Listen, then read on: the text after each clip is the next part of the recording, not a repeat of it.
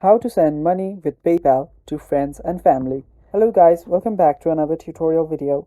In today's video, I'll teach you guys how you can send money with PayPal to your friends and family.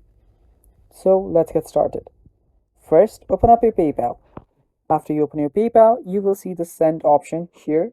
Tap on send, and after you tap on send, you'll need to search for the person that you want to send it to.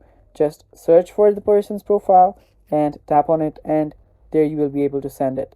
Now here, after you're here, what you'll need to do is select the amount, and after you select the account, that's basically it. Now you can type in a message, you can add a message to send it with the money, and after you do that, PayPal will finally give you the option to review your every details.